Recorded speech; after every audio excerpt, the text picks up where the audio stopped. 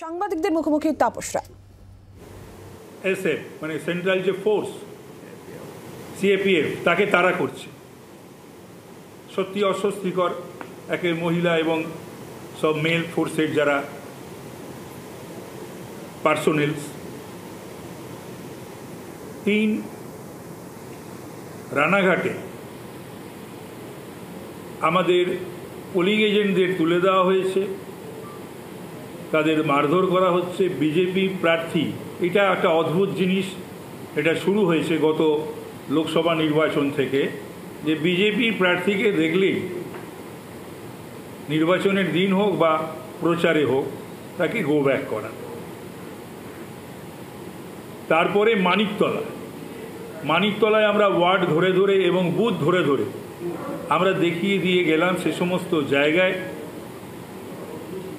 Polling party তাদের performance সমস্ত জায়গাতে যেখানে আমাদের পোলিং এজেন্টরা বসেছিল তাদের ভীত সন্ত্রস্ত করা, তুলে দেওয়া, এবং তৃণমূলের দুষ্কৃতীরা যারা সেই অঞ্চলের নয়, এরপরে সব আপনাদের সামনে অর্জুন, তমাঞ্জন গুহ এবং তমগ্ন তারাও বলবেন, তারা অন্য ওয়ার্ড, অন্য কনস্টিটুয়েন্সি, অন্য জায়গায় সমস্ত পদাধিকারী এবং দুষ্কৃতী তারা ভোট করছে। এত জনপ্রিয় সরকার, জনপ্রিয় নেত্রী, এত সুসংগঠিত সংগঠন, এত উন্নয়ন, এত কাজ করেছে, এই 4টে উপনির্বাচনে তারা কেন ভীত সন্ত্রস্ত? আসলে ওরা ভীত সন্ত্রস্ত করছে, যেটা আমরা বলছি ওরা নিজেরাই মরেনি, এটা কাওয়ার্ডনেস থেকেই হয় এবং ওরাই ভীত সন্ত্রস্ত।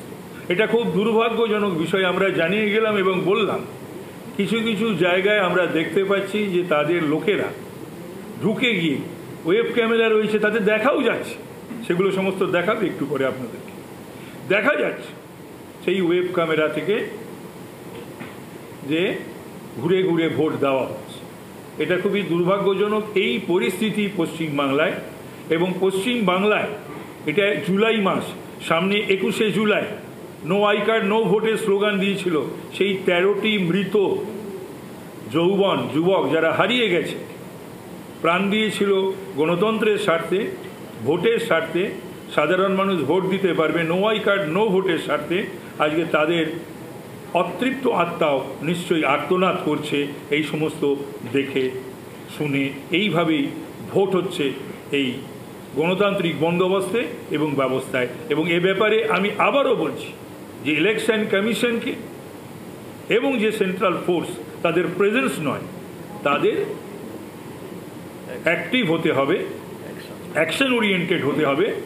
এবং ইলেকশন কমিশনকে যদি সত্যি ডেমোক্রেসিকে বাঁচাতে হয়, ডেমোক্রেসিকে রক্ষা করতে হয়, মানুষ যদি ভোট দিতে পারে বা মানুষ ভোট দিতে পারে এমন বন্দোবস্ত এবং ব্যবস্থা নিশ্চিত করতে হবে।